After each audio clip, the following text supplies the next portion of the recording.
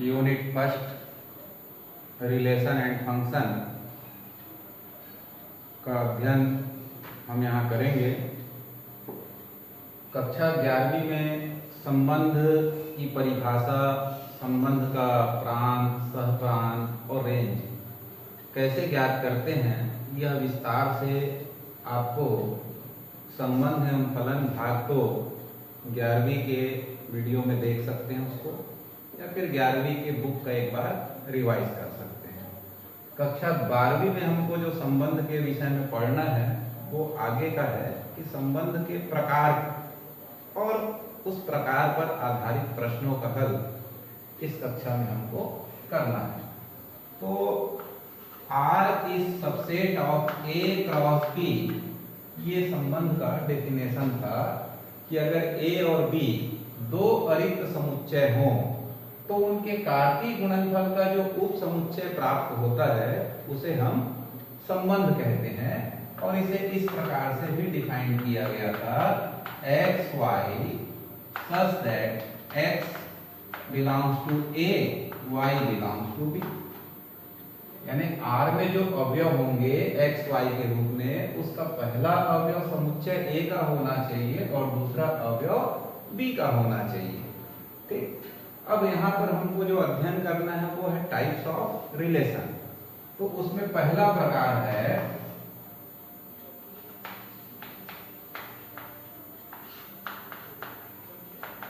स्वतुल्य संबंध। स्वतुल्य संबंध यानी स्वयं का स्वयं से संबंध। तो यहाँ ऐसा होगा, फॉर ऑल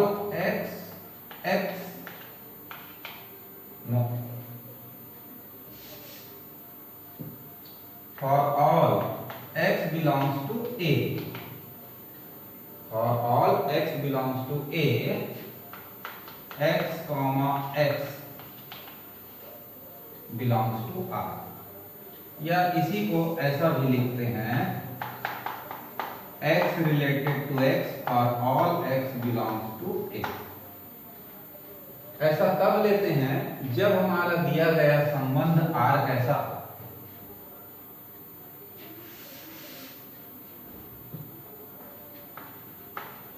जब संबंध R इस subset of A cross A में, जो संबंध A क्रॉस B में लेते हैं उसको हम समुच्चय A में भी ले सकते हैं, बशर्ते क्या हो, A गुणा A हो। तो A गुणा A में कोई संबंध R हो तो वह स्वतुल्य होगा जब A के प्रत्येक अवयव के लिए x comma x belongs to R या x रिलेटेड टू x, यानी इस समुच्चय A के जितने भी अवयव होंगे उनका स्वयं से संबंध होना अनिवार्य है, तभी वह संबंध क्या होगा, स्वतुल्य होगा, या उसी को हम कहते हैं रिफ्लेक्सिव होगा।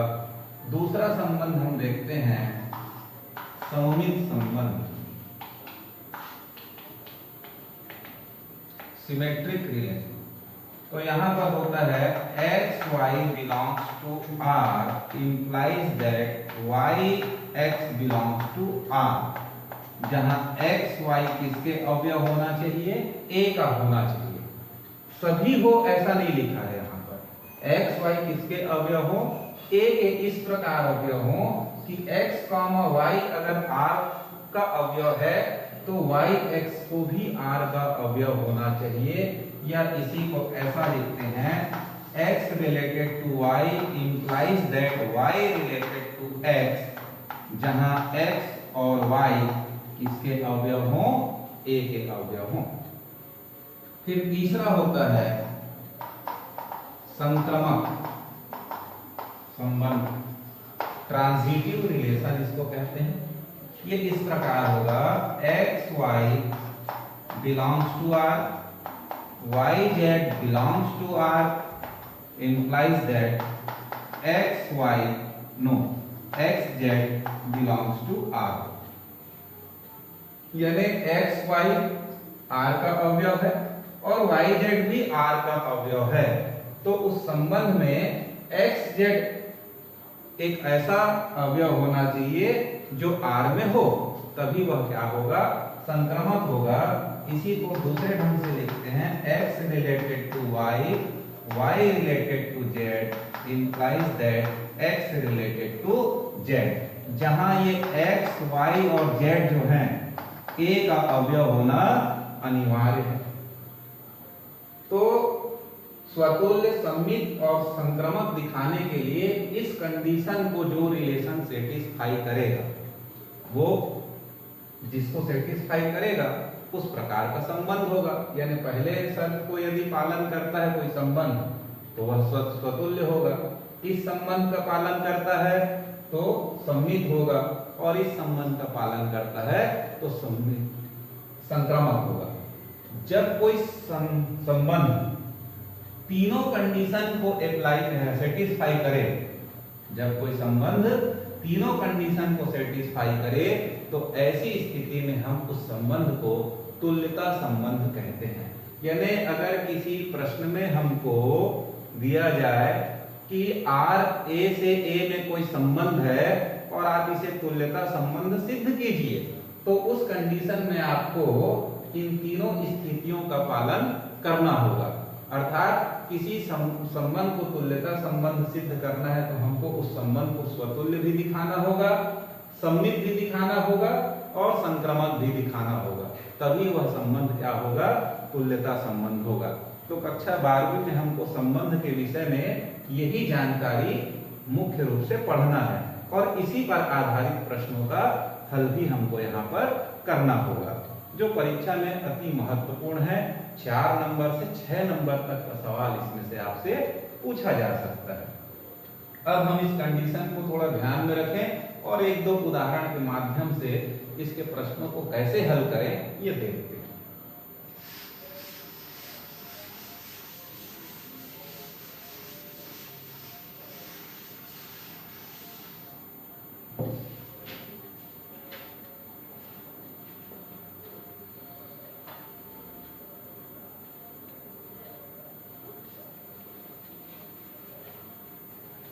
तो एक उदाहरण नंबर 8 लेते हैं। समुच्चय A दिया है जिसमें 1 से 14 तक है। उदाहरण नंबर 14, सेट A दिया हुआ है 1 2 3 4 14 और इसमें पहला दिया हुआ है R क्या है, तो R है, R परिभाषित है x, y such that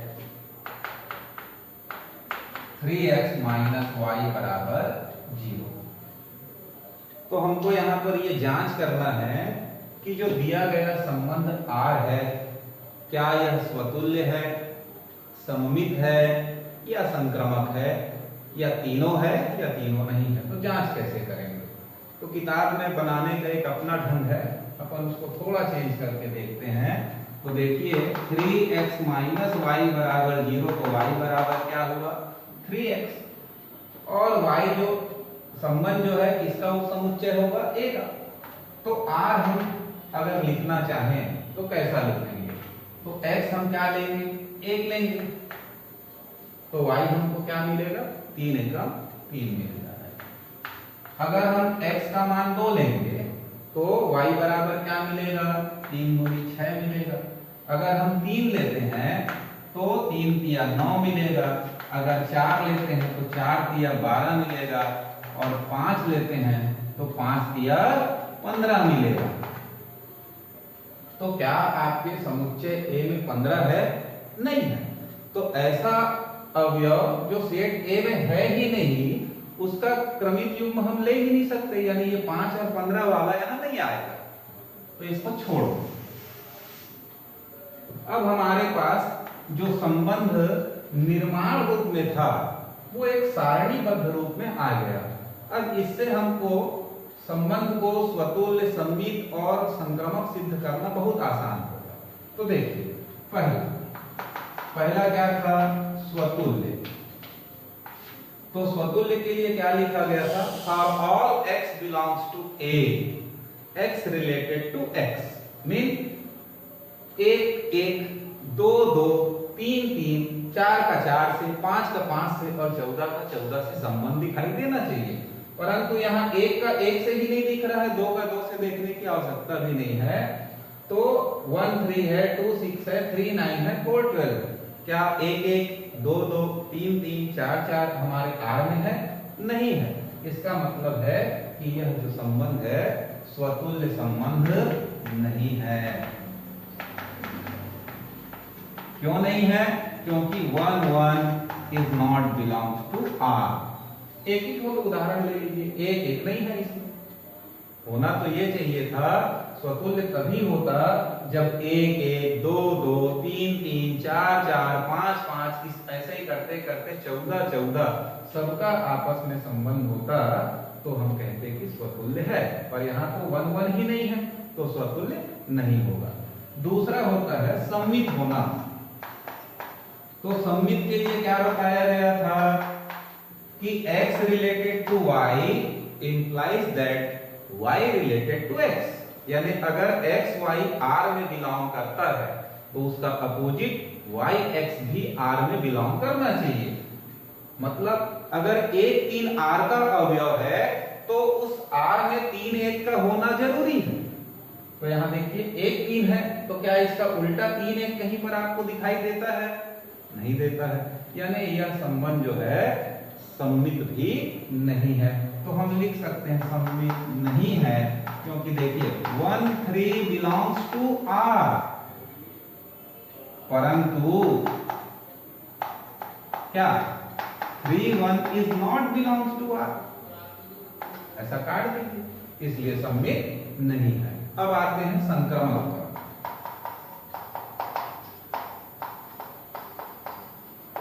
तो संक्रामक संबंध कैसा था? x related to y, y related to z implies that x related to z। यानी 1 3 से रिलेटेड है और 3 9 से रिलेटेड है। तो ये हुआ x related to y, y यानी 3 है, तो y रिलेटेड टू z हुआ। तो हमको मिलना चाहिए x रिलेटेड टू z। यानी 1 3 3 9 है तो हमारे पास 1 9 भी होना चाहिए था, जो कि यहाँ पर नहीं है। तो हम ऐसा लिखेंगे 1 3 belongs to R, 3 9 belongs to R, परंतु 1 9 is not belongs to R। यहाँ पर नहीं है, इसलिए यह संक्रामक संबंध भी नहीं है। तो आपको थोड़ा सा इसमें परिश्रम लगेगा। सवाल को लिखने का ये मैं जो तरीका बताया हूँ थोड़ा किताब से हटके है। हम वैसा भी लिख सकते हैं और इस प्रकार से भी लिख सकते हैं। इस प्रकार से सारणीबद्ध रूप में हल करना तभी संभव होता है जब हमारे पास दिया गया सेट A जो है लिमिटेड हो, यानी परिमित समुच्चय हो। बहुत ज्यादा संख्या होगा तो इस रूप में लिखना संभव नहीं होता है। ठीक है, ये कुछ लिमिटेड नंबर थे इसलिए इसको इस रूप में अपन ला करके लिख दिए। अब इसी में एक दूसरा एग्जाम्पल देखते हैं।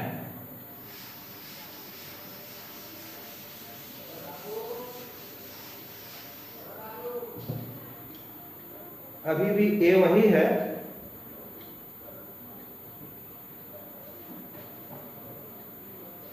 बदल गया ये। प्राकृतिक संख्याओं का समुच्चय n में R। तो इस बार जो हमारा सेट A है वो n है, यानी n में क्या होगा? प्राकृतिक संख्याओं का समुच्चय यानी 1 2 3 4 5 6 से लेकर के अनंत तक होगा। और इसमें जो संबंध दिया गया है R वो किस प्रकार का है? तो x, y such that y is equal to x plus 5 तथा x छोटा है 4 से। तो जो R जो है यहाँ पर किस प्रकार का है? R is subset of n cross n का है। तो हम n क्रॉस n निकालेंगे तो n में ऑलरेडी बहुत सारे अवयव हैं, अनंत हैं। n क्रॉस n निकालेंगे तो और बहुत ज्यादा होगा, तो उसको यहाँ शो करने की आवश्यकता नहीं है। हम केवल इस R को जो सारणी निर्माण रूप में उसको सारणीबद्ध रूप में यहाँ प्रस्तुत करेंगे। कैसे देखिए, तो R लिखेंगे तो हमारे पास एक कंडीशन यहाँ पर है कि x इज लेस देन 4, यानी जो आप x लेंगे पहला अवयव वो 4 से छोटा ही लेना है आपको, 4 से बड़ा नहीं ले सकते। तो 4 से छोटा में क्या आएगा? 1 आएगा।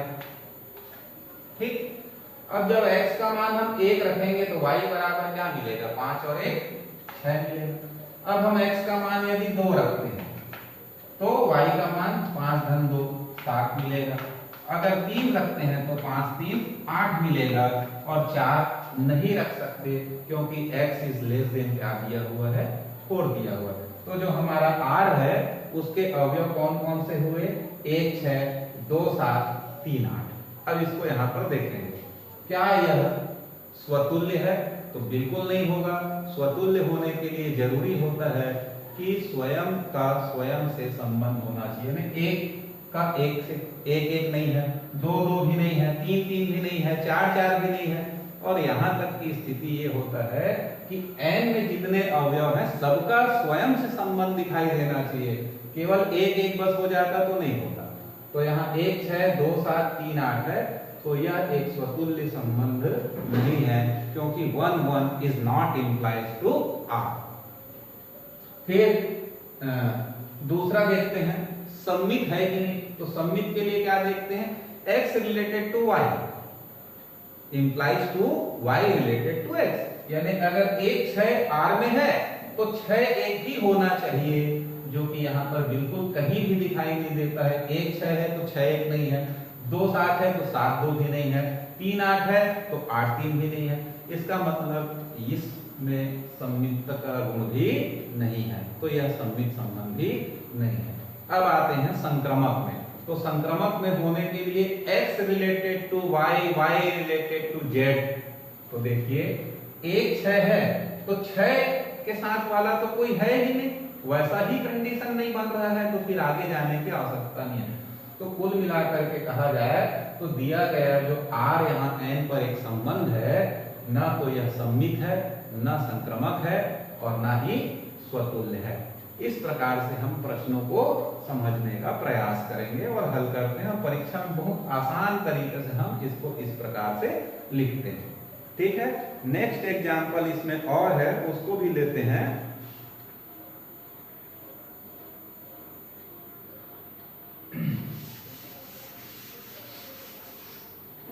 उदाहरण नंबर 8 का ही चल रहा है ये।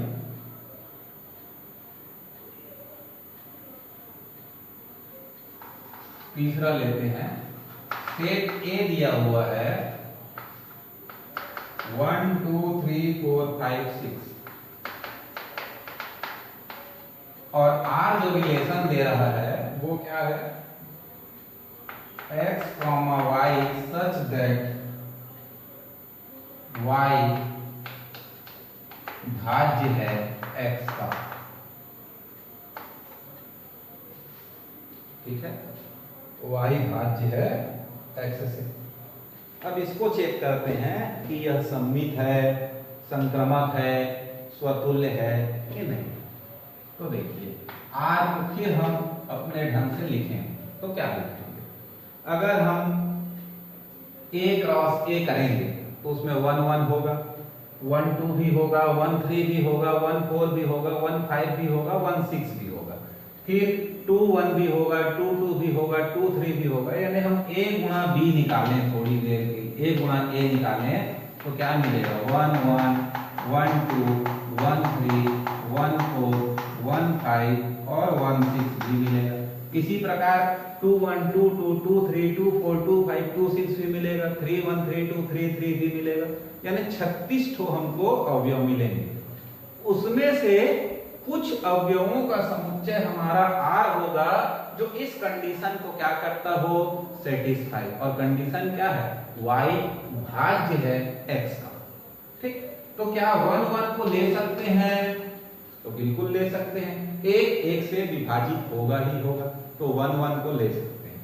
फिर 1 2 को ले सकते हैं क्या, तो बिल्कुल ले सकते हैं। y भाज्य है x का। ठीक, तो 2 1 से विभाजित होगा कि नहीं होगा, 2 भाज्य है 1 का। ठीक, तो इस प्रकार से इसको अगर लिखा जाए तो क्या होगा,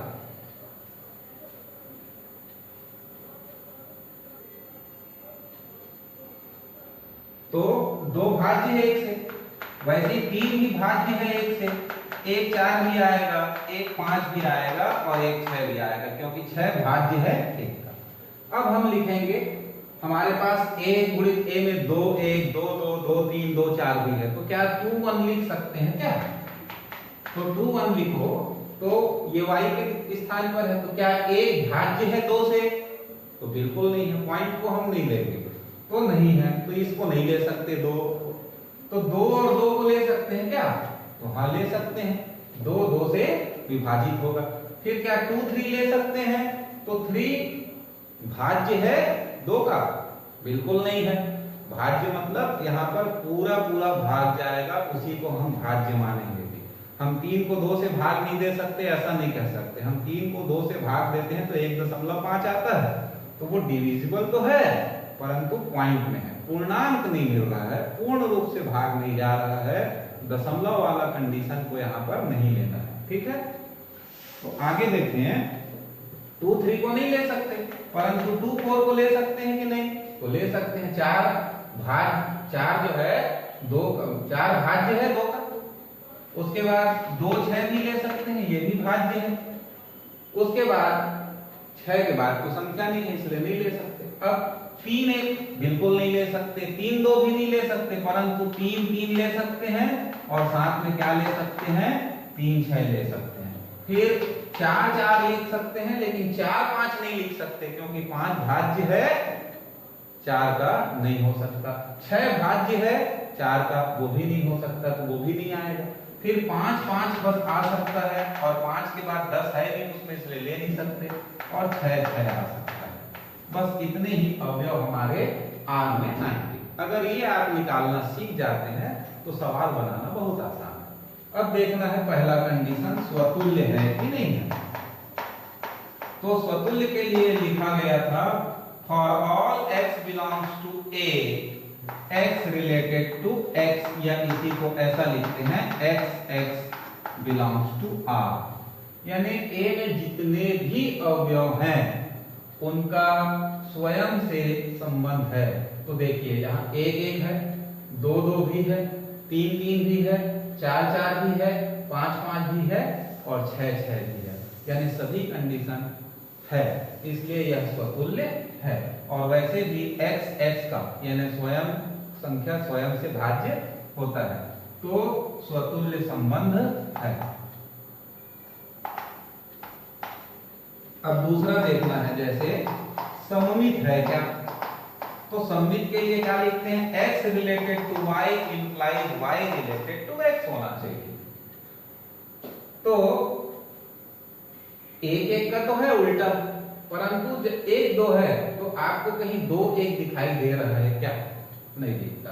1 3 है तो क्या कहीं 3 1 दिखाई दे रहा है?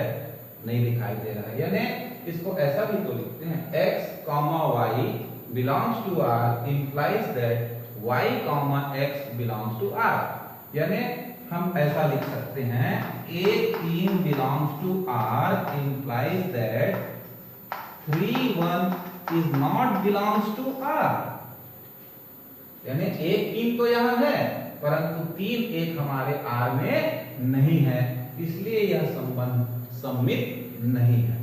अब आते हैं संक्रमक को दिखाना है, तो कैसे लिखें?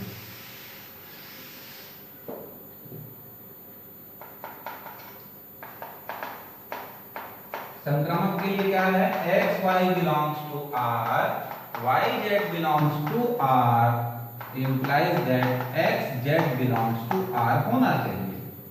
तो यहां पर देखते हैं, देखिए 1 1 है, ठीक है, तो 1 से खत्म हुआ है तो 1 से शुरू होने वाला 1 2 है, ठीक। तो हमारे पास ऐसा कर लेते हैं 1 1 belongs to r, 1 2 belongs to r, सूचित करता है कि 1 2 भी बिलोंग्स टू r है। देख लीजिए 1 1 है, 1 2 भी है तो 1 2 भी। अब ऐसा नहीं लेकर के आपको कोई दूसरा लेना है, तो 1 1 है, 1 3 है तो 1 3 ऑलरेडी है, ठीक। तो यहाँ पर ये सम्मित संक्रमक है, ठीक है। और जैसे दूसरा लेना है 2 2 2 4 लीजिए, मान 2 2 belongs to r, 2 4 belongs to r, तो क्या होना चाहिए, एक्स जेड में संबंध दिखाएगा, X Z belongs to R. तो वैसे 2 4 बिलोंग्स टू आर है, इसलिए यह जो संबंध है वह संक्रमक है। ठीक है, तो यहाँ जो मैं लिख करके दिखाया हूँ किताब से थोड़ा भिन्न है, परंतु हम उसको इस प्रकार से भी सारणीबद्ध रूप में लिख सकते हैं। तो आज केवल इतना ही समझते हैं, आगे के सवालों को फिर कल देखेंगे।